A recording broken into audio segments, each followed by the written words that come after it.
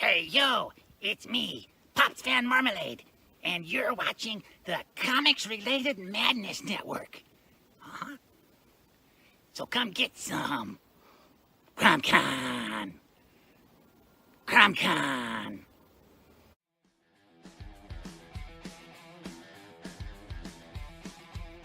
If you're a fan of comic books and comic book conventions, Daytona Beach Comic Con needs to be on your list of must-attend events.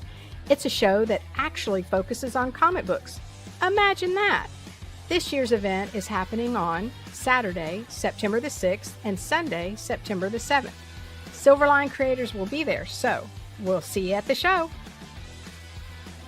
There's a new convention in town, and it's sure to be mega fun without the mega expense. Comics, toys, collectibles, pop culture. ShadowCon, Saturday, February 1st, 2025 in Orlando, Florida. Silverline creators will be there, so we'll see you at the show. If you find yourself in the Orlando area, and let's be honest, doesn't everyone come to Orlando for the House of Mouse? Head over to Coliseum of Comics to get your comic book fix. Be sure to check out their location on East Colonial Drive, where they carry a wide selection of independent comics, including Silverline books. Stop by and don't forget to tell them Silverline sent you.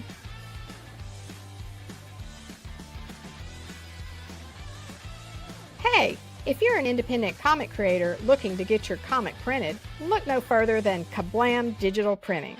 They print our comics and do a fantastic job. They can even print special edition covers. When you reach out to them, be sure to tell them Silverline sent you.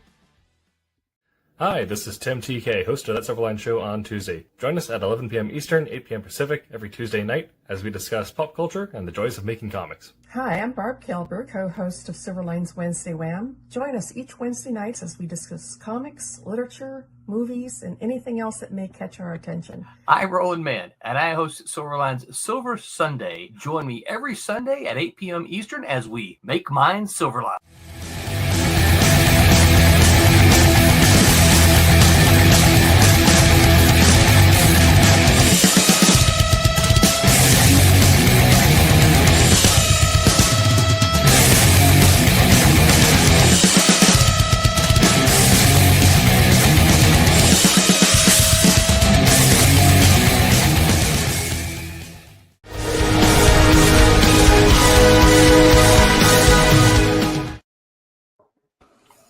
Hello, Internet. Welcome to That Silverline Show on Tuesday. I'm your host, Tim TK, joined as always by Jose Fuentes.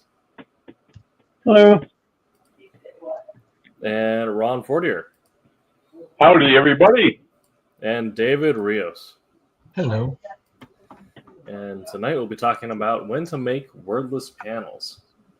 And the kind of the significance about what the panel will have on the comic, what to go with it, your intentions, as well as the execution of it.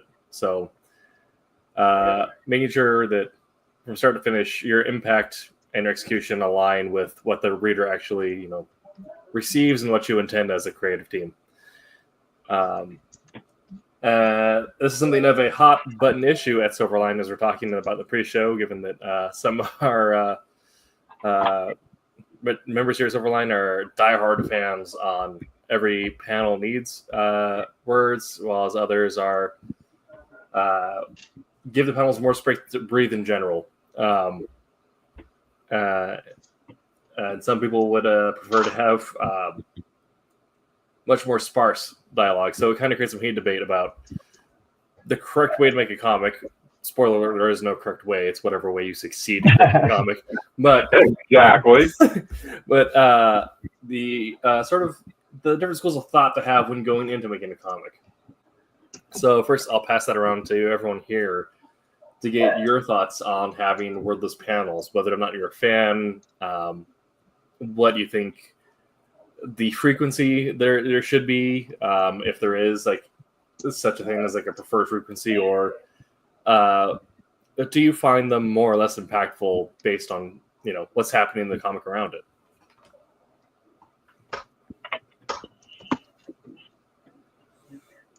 Jose, We're why don't being you start? wordless panels. Just so you know, Yeah. we're being wordless panels. Yes. I like the idea of not having words on a panel. Like, I'll be honest. For one, I guess from an artistic point of view, it kind of lets the artist have full length of the panel. When you're doing sequential art, you have to keep in the back of your head, like leaving room for dialogue. You can't, make the figure like too close. I mean, you can, but you have to always leave room for dialogue. If you don't, then whatever pretty drawings you put on there are going to get covered. That may or may not make someone happy. Sure. So the idea of a panel not having any words or even like a whole book or a whole page not having any words, you know what I mean? That allows the art to kind of breathe a little bit, like give it a little room to like take a full breath of air and then back into the story again.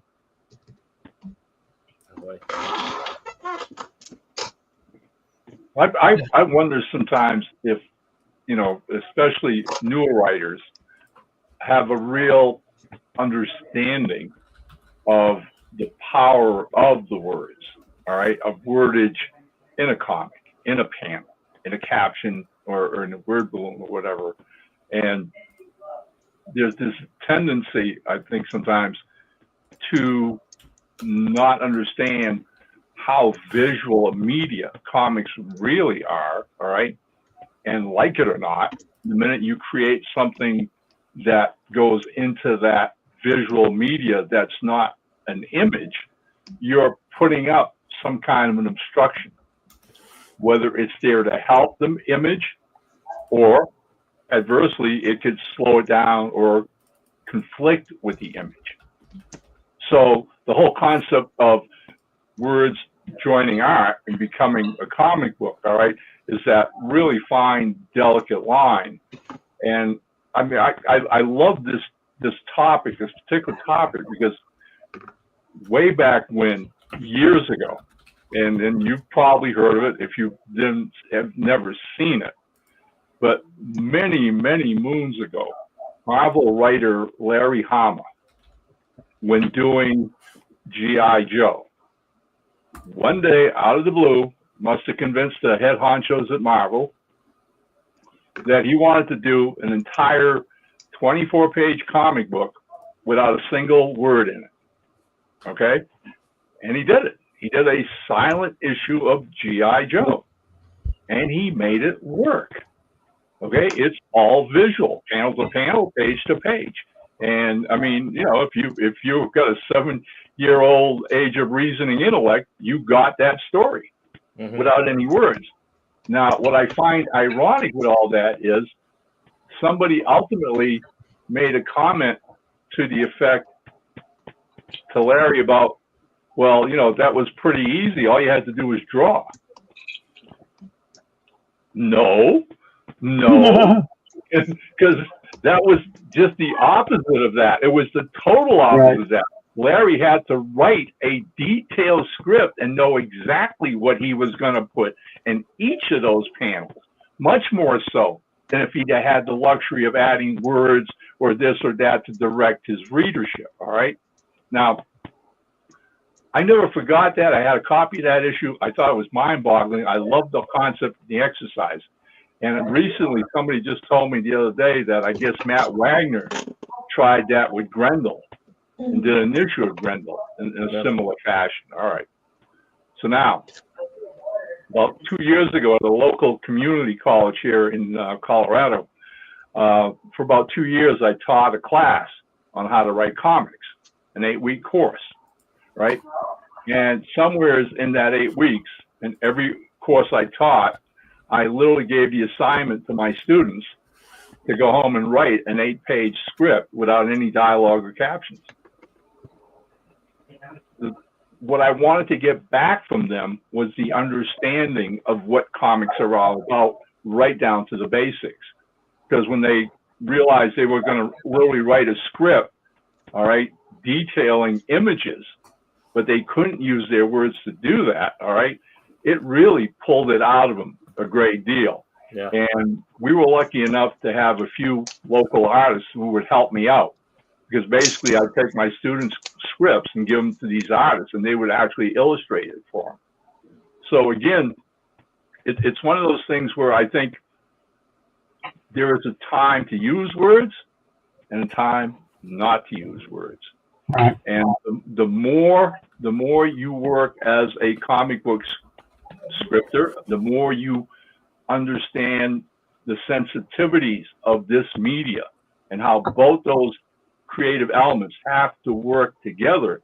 Then even in writing a script, you can I just finished writing a scene this afternoon where I had a few people literally having this emotional argument between the two of them, all right, to the point where it heats up and almost blows up, to the point where one of the characters has just heard enough, so upsetting from the other character, that the last panel of the page is he turns around and walks out towards the exit door. And I knew right there and then, I'd done what I wanted with them back and forth and their dialogue and their arguing and debating. And so I leave it silent. He can't tell the other guy anything else. The other guy's intransible, and so is he. And so if I'd have put a word there or whatever, it would have been like tipping the scale, right? I respect my readers. I don't have to dump them over the head and repeat the same things over and over and over again. Learning economy as a scriptwriter, there was the argument. These two guys, old friends, are now not going to be friends because of this argument of what they've done before. This guy turns around and just walks out, and it's a silent panel. Words would have gummed it up. It wouldn't have been as effective. Speaking of that book, Nice. Way to go, Dave. this happens to be part of the Kickstarter. They did a new cover and all that. But All right. to perfectly illustrate that point, I want to bring one page up that was just fantastic. This page here on the left. So you have Storm Shadow throwing the sword, and then Snake Eyes catching it and chucking it above her. Yeah. Yep. No words on any of it. Gets a point across. The just the focus of the eyes on Storm Shadow, where he's surprised. Fantastic stuff. Yep. Fantastic stuff. Right, and I'm pretty sure if you've never read, the G.I. Joe comic, if you know comics or like you're interested in comics, you know about that book. You know what I mean? You know about that story. Oh yeah. Yeah. Well, it was Snake Eyes story, so Yeah. Well, yeah. Yeah. I know everybody loves Snake Eyes. Right. yeah. Kind of in a similar vein, something that I thought was also interesting following that same vein of it really testament to how well a writer knows their property and how they can execute a story without having any sort of words or dialogue involved with it. In 2001, kind of following on the footsteps of that G.I. Joe book, we had Joe Casey, who at the time was writing Uncanny X-Men, did one of the Enough Said stories with Banshee. Mm. And if you're not familiar with Enough Said, it is, I can't remember if 2001 was the first one, and then they did another run in 2020. But Joe Casey, Chris Claremont, and a couple others did Enough Said stories around at the same time. And it is all wordless, 22 pages. And X-Men 401 is one that I always go to because it is the emotional story of what it's like to be Banshee at a time when his powers were in and out of control. And so, of course, his whole thing is that when he screams, he has raw destructive power. So it was just a great moment of you don't see a character's mouth move until the last panel when Banshee is finally in a position to attack the big bad. And because he's been, and but you see kind of the emotional torment that he goes through as he sees that after the X-Men have lost and he's walking through essentially the bad guy's compound. And it's if you haven't picked it up, I recommend it. Well, that was also the concept of, another great medium was the Buffy the Vampire Slayer Hush episode. Yes. Yeah, I remember that. Very well done. They definitely carried their point across there, and just made when they did introduce talking and sound such a huge impact. It all kind of went together very well. Well, I get a kick out of the fact that when talkies first came in, as crude as they were, silent films had been around for such a long time and been established.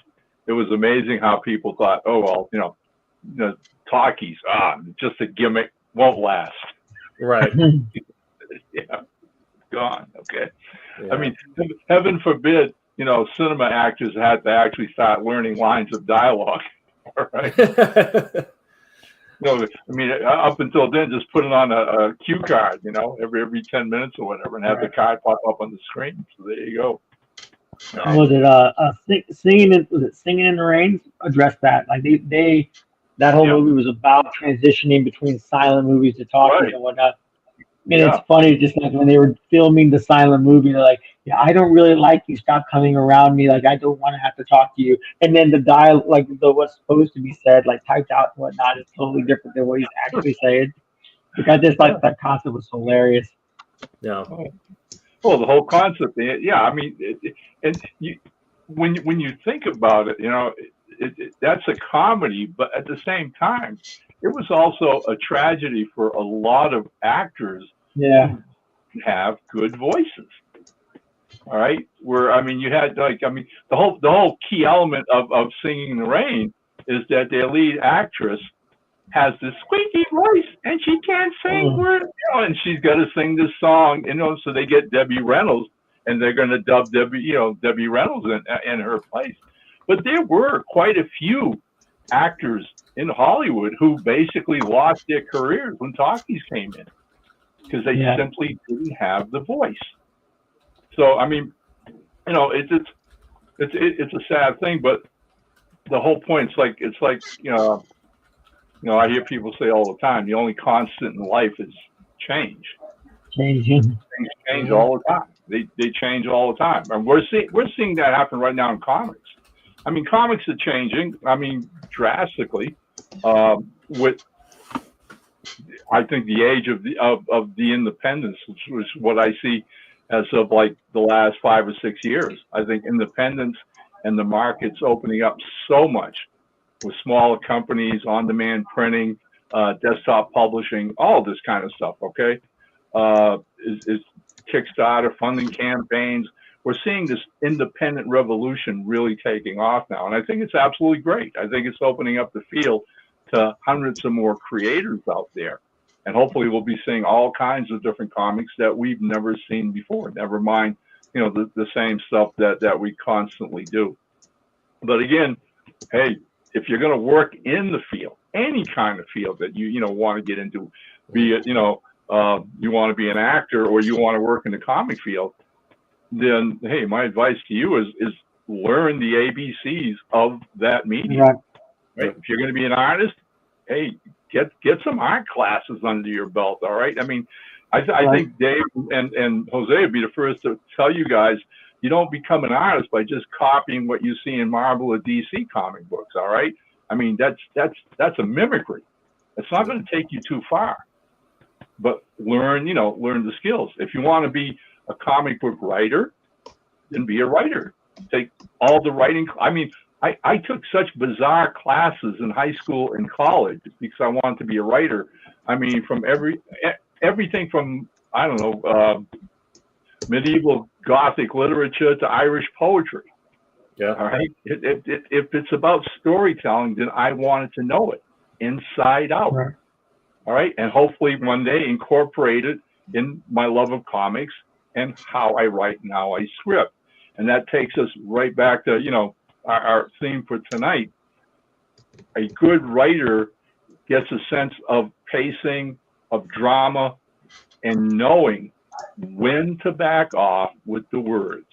Mm-hmm. All right. You learn an economy of words And again, I've mentioned it before, and I'll mention it again as ever. If you're out there writing a comic script, and you do a first draft, but by all means, don't stop there. Go back over it a second time, a third time. Why? Get your little red pen and start cutting out words. How many words do you really need to tell this sentence? All right, and don't be repetitive. Get your point across. Say what you have to say. There are times when you're going to need a few more word balloons. Okay. But again, you have to be critical. You have to be self-critical. Is it really necessary? Yep. And if you can live with that, then fine. Move on. All right. But I've yet to write a script that I didn't go back through and not lose at least 25 to 30% of what I'd written originally. I mean, it's the same for artwork. I go through three drafts before. I mean, it's funny as it sounds, but I rough it out on digitally, then I clean up my roughs, and then I print it out and then pencil it. You know what I mean? Still rough, and then I go over again and do all the detail and line weight and whatnot. It's a process doing pencils as well. Like the only thing I don't do that is inks, but even inks, like I'll do a thin line, you know what I mean, so I can figure out where I want my line weights, you know what I mean, to coincide with the lighting and everything. Right.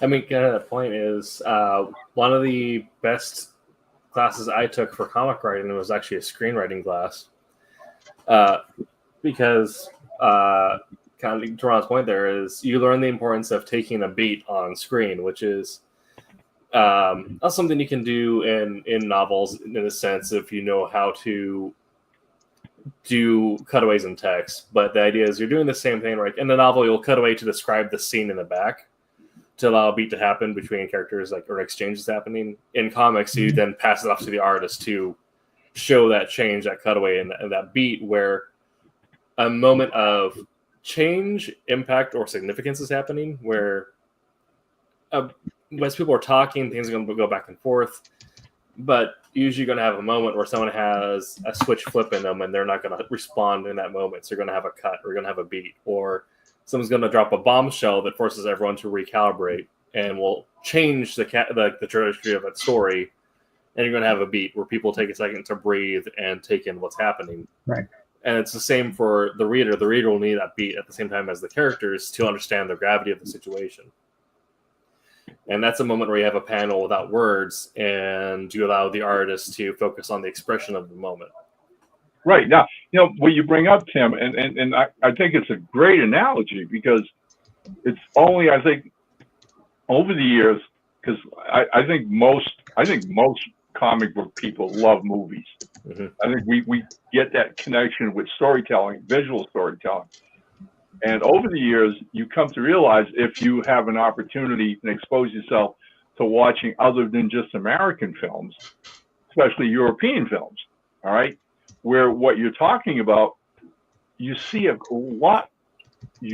Most European directors don't have a frenetic pacing that American directors have, all right?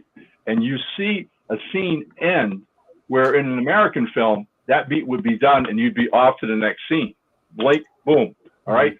Where all of a sudden, though, in the European film, the character sits back and the character just comes in on him, and then there's this extra beat of like looking at his face, of watching it, and just staying there. Like the director in the storyteller is no rush to take you away from that. All right, how does this character react? Look at him, silently reacting. Yeah.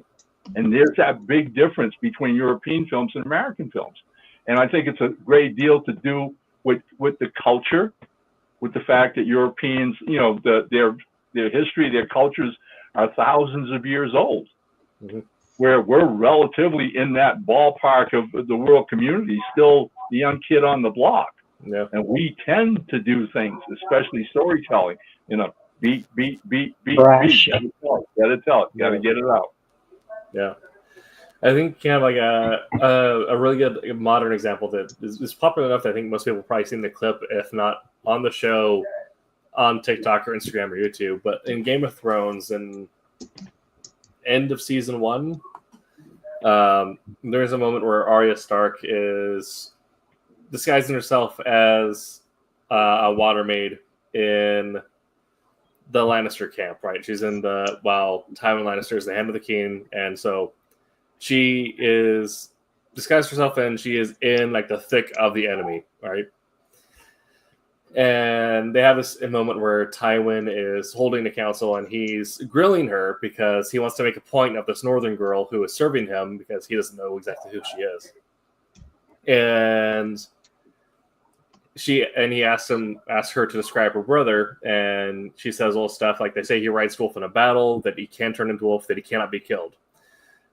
Tywin, of course, chuckles at this, and he kind of has like the villain moment of like, well, of course to say that about him, but do you think he can be killed? And then she says, no, my lord, anyone can be killed. At that moment, you see Tywin's face just drop. And there's a moment where you just see him stare at her before he grunts out, fetch some water. And it's at that moment where you have this wordless break in the scene where there's a beat where you realize that she said something that cut his character.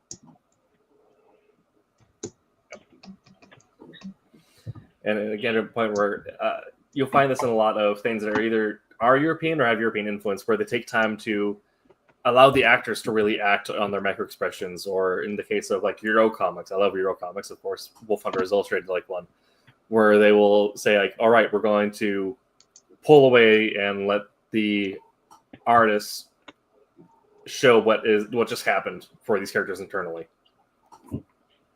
Yeah. I remember the first time I saw The Good, the Bad, and the Ugly, right? And I mean, we've talked about westerns here in the past too, and I'm a cowboy junkie. I love western movies.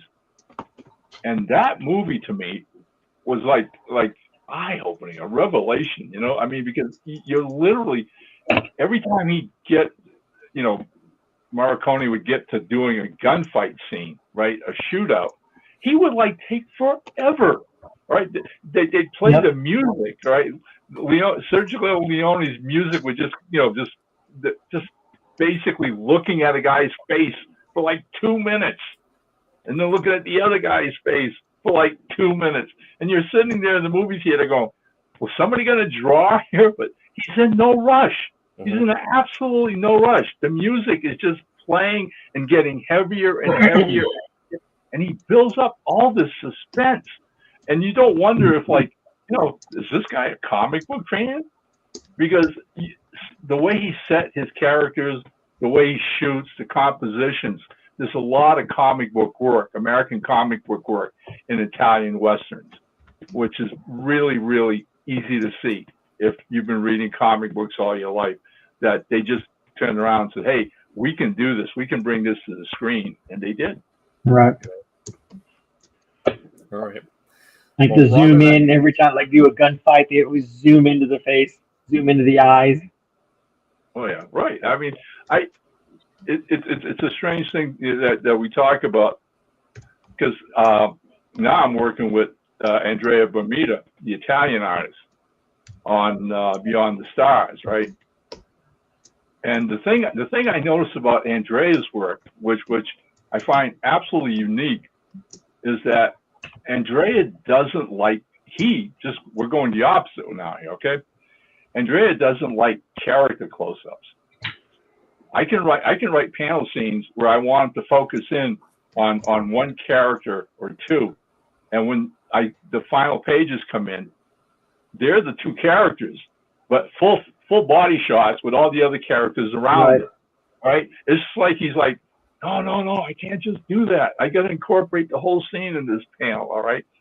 And I'm not going to try to change him. I mean, that's not my direction. I just want, he's telling the scene. But it's like his concept is seeing this much broader picture all the time. And he never loses focus of that. Even when telling, the story that we're telling about those specific characters, he incorporates everything. And he does it flawlessly. So I have absolutely no complaints on whatsoever. Yeah, I like seeing the pages, that the roughs and whatnot that he does when he posts them on the social medias. Oh yeah, hey, I mean, at the end, it's like you're having this mind and you're telling this saga, this interstellar, story, and man, that's what he's drawing. That's exactly what he's drawing. I mean, every page, every spaceship, every scene, the stars, all that good stuff. It's just this like mega science fiction movie happening in his head. Absolutely. Go for it. Hallelujah. Well, we got some examples that Ron and I both brought, and so I figured we'll kind of take a minute to talk about it from our artist's perspective, and then we'll let the illustrator and colorist talk about what they see that makes that textless panel or where those panels stand out, or what they think they would do when approaching something similar. So I'm going to do a little preview here of Wolf Hunter issue 2 if you have already placed your order or want to head on over to the Silverline storefront when it becomes available. But I have a moment where our protagonist, Captain Willard, is in the process of interviewing the suspects on the train, and one of them is Darcy Blevins, who was the Romani character that I talked about earlier a couple weeks ago. And he leads with a question of just very minimal wording, but your husband, is he? And it's one of those questions that you don't need to finish if you know someone's background. At the Romani were also victims of the Holocaust, so it's something that if he's asking about it but doesn't want to necessarily hit on a sore subject, right? And I'm assuming the readers are also smart people. I'm not going to talk down to my readers. And we have this moment where we have a cutaway to Darcy changing her expression, changing her pose, her body language changes drastically, and Alexander Raga and Martin Bertonen did a really good job just making this entire interaction very painterly, I felt like. And then she comes back with a very a sincere response about her husband being okay, but she's thinking about the rest of essentially the Romani people spread across Europe at that moment. Without going into so many words, but just the layers of silence, right? We have a actual fully silent panel, but also moments of emotional silence where characters are afraid to talk about subjects because that make it too emotionally real at the moment.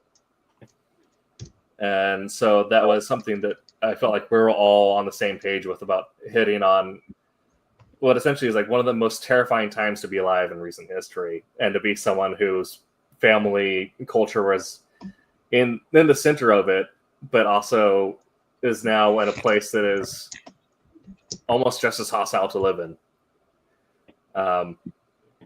There's a whole bunch of read about Romani history in England in World War II.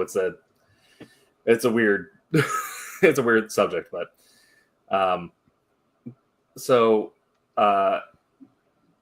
I felt like this is a great moment to take a moment to have emotional honesty with the subject matter of the story, as well as to allow for characters to have an honest exchange, as well as develop an understanding in a moment of silence. It works. It works really well, Tim. Thank you. Yeah, I like. Yeah, it's what we've been talking about. All right, it takes a beat, which is really, really nice, and the composition works extremely well with it. Totally. Yeah.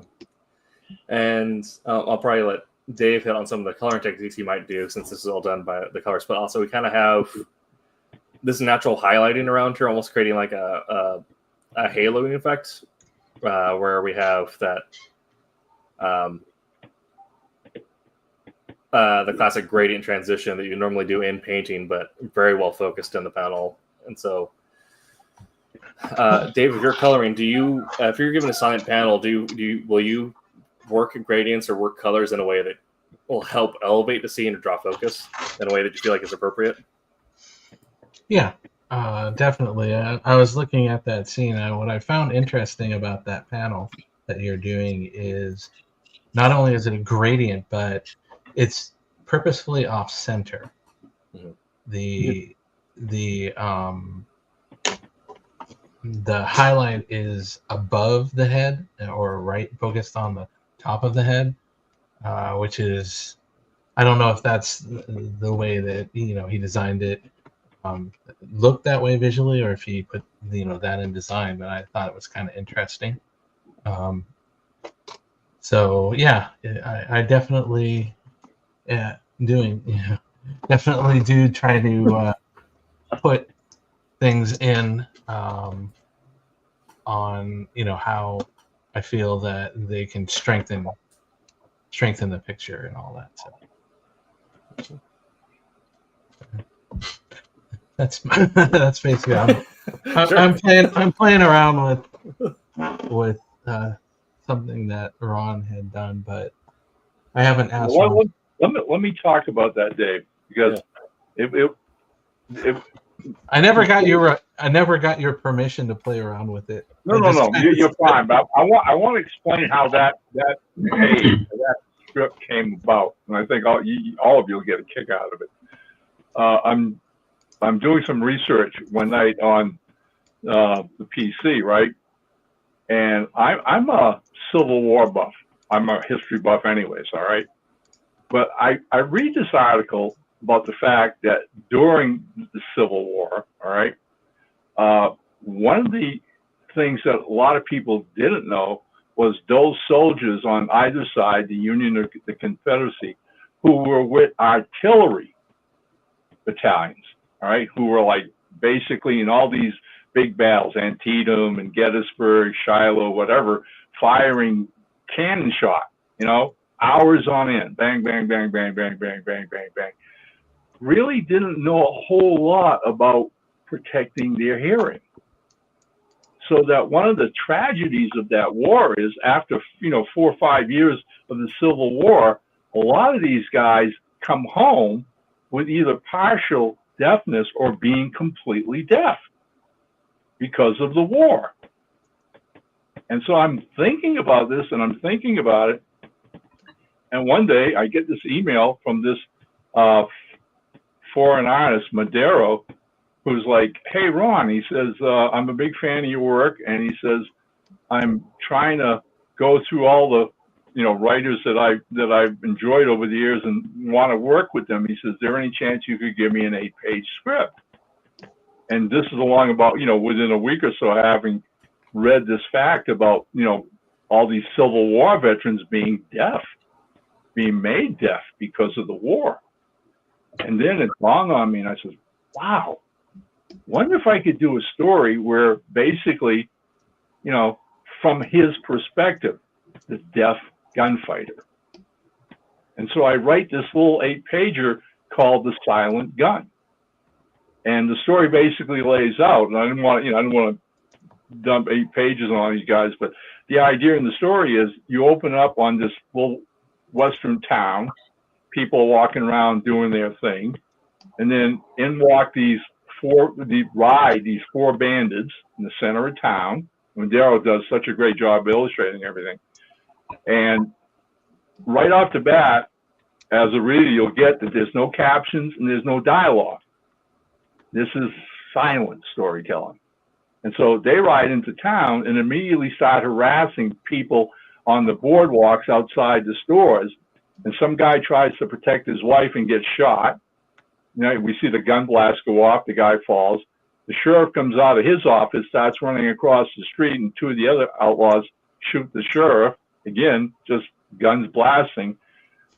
Some of the outlaws then go into the saloon with the guy's wife that they caught because they're going to have some fun and get drunk and whatever. In the saloon is our hero.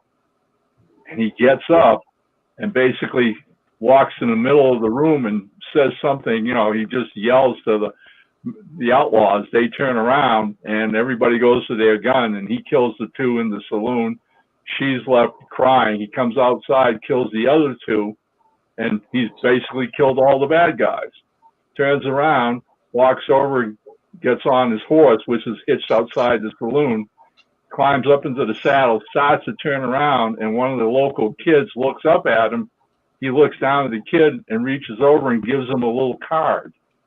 And that's the only letters in the whole story. And that little card is Deaf War Veteran. And he rides home. That's my silent story, all right? Yeah. Because the whole story is from his perspective. So if you were to film this thing, that's exactly the way you'd film it. You'd film it in total silence. Everybody acting and talking and blah, blah, blah, but you wouldn't hear the sounds, you wouldn't hear the voices, you wouldn't hear the gunshots. Just that whole drama. And the point I was trying to get across, and I forgot, the first page of the story does show a Civil War battle and artillery cannons firing like crazy. And that's that first page. And I did that on purpose to set you up so that later, after you read the story or look at the story, you can go back and go, oh yeah, war veteran. Okay, and then you remember that all those cannons firing off, and you get what I was driving at. Yeah. There you go. Well, in the transition to that, like I said, I've just been playing around with it, but I was playing around with coloring your page. Ooh. Again, I didn't get your permission, so do I have your permission to Yes, you do, sir. show? Yes, you do. Better to ask for forgiveness, right? Better to ask for forgiveness than ask for permission. 100%. Unless it's to my wife.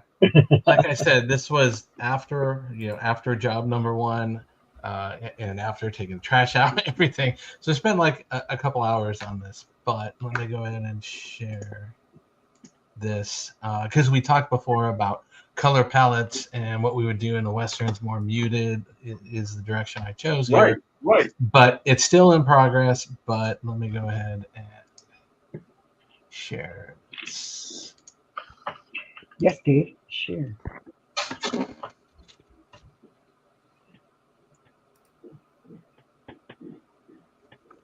Very yeah. cool. Oh, I like that a lot. Nice. So playing around some stuff, this is how I would color this scene. So you got a lot here in the face area. You got it covered up. You got daylight coming from above. So I put some of the harder lines in here to cast so that the top of his head is in shadow.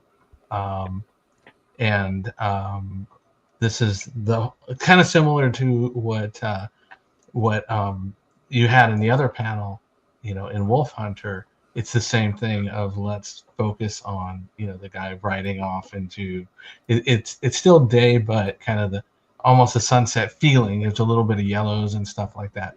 But I did try to go through and utilize a very muted color palette and all that. And what I found really interesting here is there's some stuff that I like to do that I was kind of looking to do. I didn't have time yet to do, but with some of the line work in here, I was looking at bringing in some of the line work here, and using that and bringing some of the greens in here. That's too way. Just real quick. Weird. But bringing out some of the greens for the grass and areas like that, and from some of the pencil work, because there's great pencil work here. It's very awesome. But some of the things I was kind of looking to play around with to bring in some of the lines and stuff in here, so, to kind of establish more of the ground and stuff like that. But like I said, I haven't got that far into it. That is really, really cool. I really like that a lot. But I tried to go through and put it in. I will end up toning some of the stuff down around the outside edges and stuff, because I do want to kind of focus on this and this panel, the note, things like that. So, yeah. But I saw it and I'm like, what can I throw together?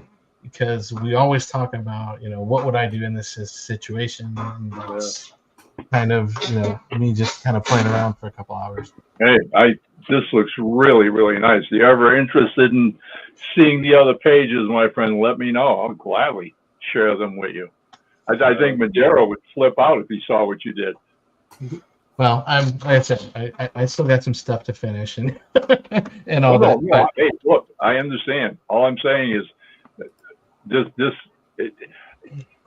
you're a gifted colorist, Dave. Okay, and it shows. And you just added an entire different element to the story itself, which I appreciate a great deal. okay, but again, I apologize. I didn't, discuss it with you first.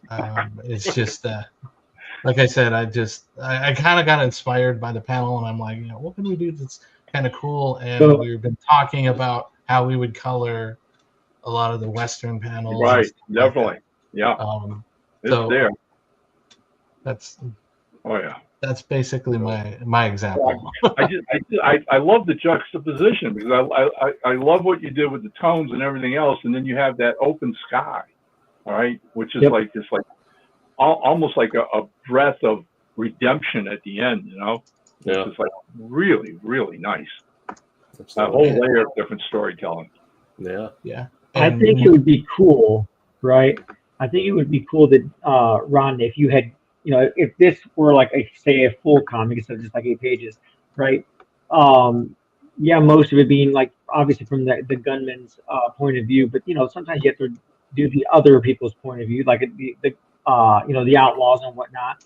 And if the coloring shifted, so it was muted like this, or when the gunman was from his point of view. But if we like say took it to where like I don't know, a gangster outlaw boss is having a conversation with his like lackeys and whatnot, the color becomes like normal saturation as opposed to like the muted stuff. And the muted, because that just plays off of like he has obviously he's either deaf, partially deaf, however it's worked out. But like even then, if he's partially deaf, he's hearing like almost like a whisper or you know what I mean, like it's something muffled.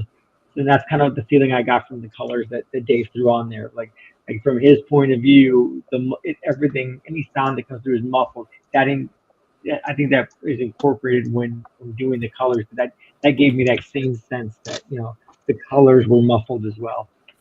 Absolutely. All right. Cool. So yeah. Well, we have some time left. I'll pass it on to Jose. If you are doing a wordless comic like this, or if you're doing a wordless panel like what I saw in Wolf Hunter, what are some considerations you're going to make when you go to illustrating a panel that doesn't have bubbles obstructing your art? That's a valid question. I feel obviously I like the idea of like zooming into the face because, like I mentioned when Ron was talking about good, bad, and the ugly. They did when they did the showdown and whatnot. It was a lot of like zooming into this person's eyes, like in space, zooming into the next guy, zooming into the next guy. So that's a moment. You know what I mean? You were talking about beats. That's like the page from Wolf Hunter. I know I'm getting to my point, I promise. But that page of Wolf Hunter you did, where it's like the one panel was a silent panel. If you take it like musical measures, that's like a half. You know what I mean? Like was it a half rest, right? And so that timing, helps. So depending on how big, if I'm doing a half rest, if I'm doing a whole rest in regards to like panel layout, I would love to add bold lines, a little more detail to the faces. Not just because what you could do paneling like fairly going quickly. You make the characters look as best you can. You know what I mean, but for something like that, I would enhance like the detail I'm putting on, like I said, bolder lines, cleaner lines, a little more a focus on, like a shadow across the eye where normally I may not, and I just may just throw something real quick. You know what I mean? I would just, like to focus more. I don't know, make that a little more detail oriented. Just because then that's going to allow the reader, like he's flipping through the pages and he's reading it, it gets to that point where like it's like the look, right? You want to take a minute, I would anyway, to take a minute and stare at that panel for like a second. Like, oh wow, like that. There's a reason why it's different than the rest of them. Like I'm meant to hold on this for a moment before I move on to the next one. That's what I would do. Definitely. Very cool. Okay. Yeah. Well, we're getting into our last 10 minutes here. So do we have any final thoughts on Wordless panels or Wordless comics? Use them. I mean, use them sparingly unless you're planning on a whole silent book or a whole silent section. Sure. Yeah. Right. I mean, just to go back to the opposite side of like our friend and colleague that we talked about before the start of the show, who basically despises silent panels. All right. One of his arguments, all right, is that wording increases the pacing of something. So in his debating this whole issue, he came out with this fact about, well, even when you're doing a fight scene with two characters knocking each other across an entire room, and maybe the fight goes to actually 2 pages of bang, bang, this person hitting that person, fighting another person, whatever. You should have some kind of words because if you just turn the page from reading and you don't read, all you're looking at is just fighting, you're more likely to just turn the page. You don't need to look at it that much longer. And you know what? I want to say bunk, okay? It's a visual media. And if you turn the page and you get a double page spread of 2 guys kicking the shit out of each other across, a room or a backyard or whatever, all right, and you've got a good artist who knows what he's doing, you're not just going to turn the page. You're going to pay attention to what's going on in the fight and who's getting the upper hand and, basically appreciate the visual for what it is. And I think writers shouldn't be afraid of letting the art tell a story in its own pace. Absolutely. I mean, kind of like what we're saying, there's like, if I was, well, yeah, adding letters will increase the pacing of a story. You can, like we talked about in previous episodes, is everything comes down to pacing. You need to have moments to push in and pull back, where you need to drive up the tension, pull back that breathing, let them up to breathe, and silent moments are the moment to pull back and to allow your pacing to be more dynamic and to create more emotional depth to the storyline, just in the way that it's received. Because we found that while reading will increase your pacing, a silent panel does actually slow down a reader.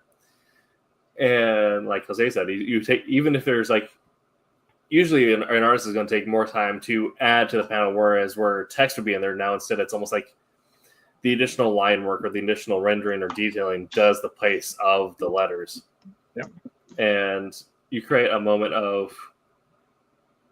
push and pull. And also, like Jose said, is you don't want to constantly do silent panels if that's not your intention, because otherwise you end up creating stuttering in your pacing.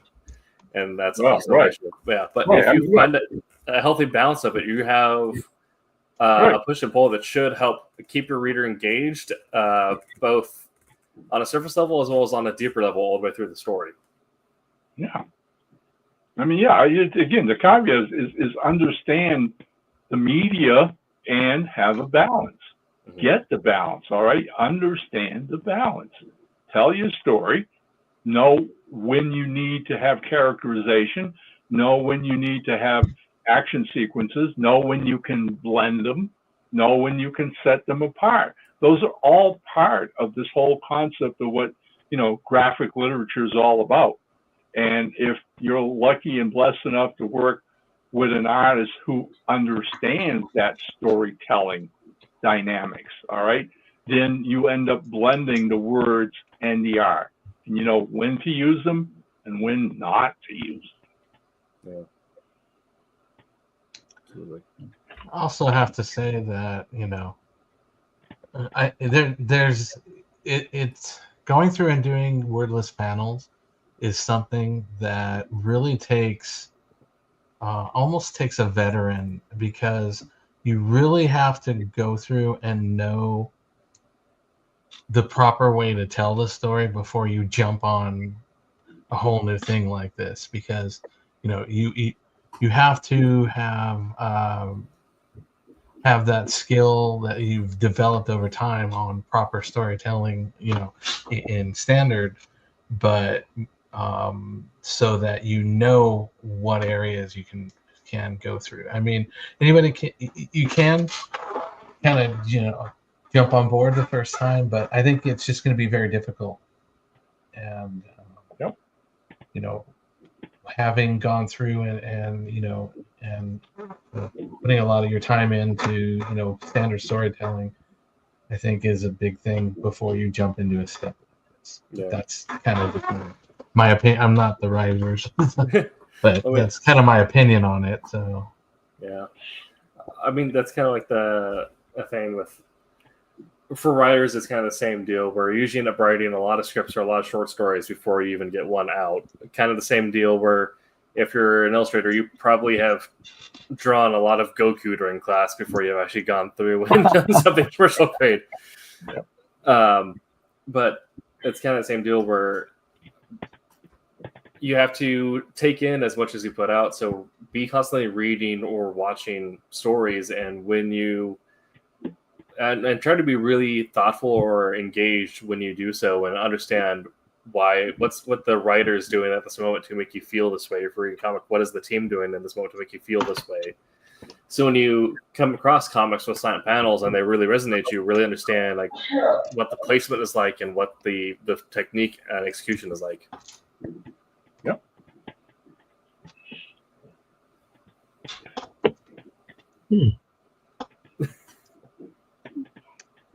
So anyway, yes. Do this for 10, 20 years, and maybe you'll get the hang of it. Yeah. Oh my gosh, I've only been doing it for 5. Oh, and you'll always be learning too. The comic you write at the end of your career will probably be better than the comic you write at the beginning of your career, because you're constantly learning, you're constantly practicing. The thing is, to me, the idea basically is to hope that I can still learn. Okay, even after how many years I've done it, all right, that I can still learn something new. I mean, I talked about teaching classes earlier, and when I first started that, when I, was asked to create the class, I was talking to a friend of mine who was a retired college professor, and I said, so I'm going to teach a class on writing comics. I says, any advice? And his answer to me was so, insightful. He said, keep yourself open to learn from them. Amen. And I did. All right. I taught the class 5 times, ended up with like about, 30 different students over those 5 classes. All of them learned how to write comic scripts. All right. We actually produced comic books and had them published. They got to see their work, published, all that good stuff. But there were things that they brought up during the classes, during the discussions, questions they asked me that I had never given specific attention to, even all the years I've been doing it, but not sitting back and going, okay, why am I doing this? Those kind of things. I mean, by the end of each course, I hope I was even a better writer thanks to them. So teaching is always a two-way street. It's always got to be a two-way street. That's the way it works. Absolutely. Okay.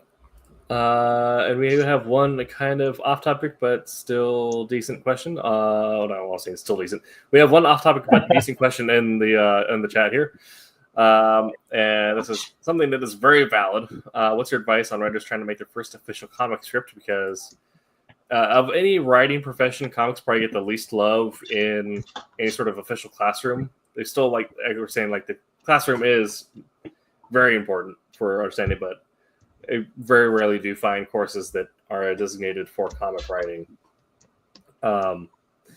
So that's why we have shows like this, is so we can give advice when you're making your steps into making your first comic script. And the advice I would give is communicate with your illustrator, even if you don't necessarily know who that is in mind right now. Write out as much detail as you can in the panels and in the dialogue, and then once you talk, yes, because your illustrator may not necessarily know who you are, or what your taste is, or what your motif is, what you're going for. So the more you can kind of help give them direction in the script itself, they're going to be able to ask you more in-depth and more probing questions about what they want to do with things, and they're going to have less time just kind of going over what the vibe is. So, right. My answer to that, if a little bit of advice, is when writing a comic script, okay, I mean, you block out the page, and so you say page 1.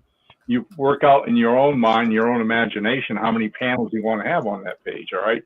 And by all means, please, 5, 6 panels. Don't go hog wild over panels. Keep in mind it's a visual media.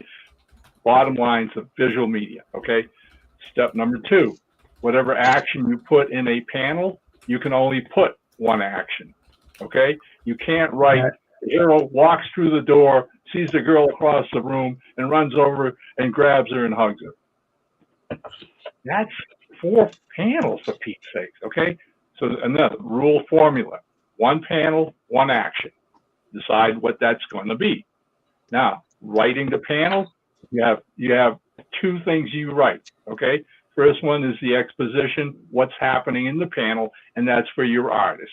And going back to what Tim just said, you can make that exposition paragraph as long as you want, okay? If you're working with a guy you've never worked with or a girl you've never worked with, write an extensive, detailed exposition. Let them know everything that you want. They probably will never put everything, but give them an ability to edit out what they visually think, this is important, this is what we'll do, okay? That's where you can use all the words you want. Then, the next part of the panel, the word balloons and captions if you use them, and that's economy of words. Just say what you want to say. Remember, it's going to take up space over that art. Never forget that. And that's it. That's basic comic scripting. Absolutely. Okay, well, that's our show on Tuesday. We'll be back next week at 8 p.m. Pacific time. Make sure to check out Wednesday Wham and Silver Sunday, 8 p.m. Eastern on those dates. Next week, we might have a new campaign live, so we'll probably be talking about that as well as promoting it throughout the month. Yeah. All right. Be on lookout for that. Yeah. Next week, we'll be talking about the elements of a great splash page. Ooh. Yeah. Ooh. Nice. The splash page may be my favorite feature of comics because being a Magneto fanboy, we've gotten so many great splash pages of Magneto. So we'll be talking about how do you write a great splash page and what are the artistic considerations you need to make with a splash page. So all right. Be tuned in for that. But until that time, here we go. Sorry, I was trying alarm. Make my guy Silverline. Hi, I'm Greg Horn. Make mine Silverline.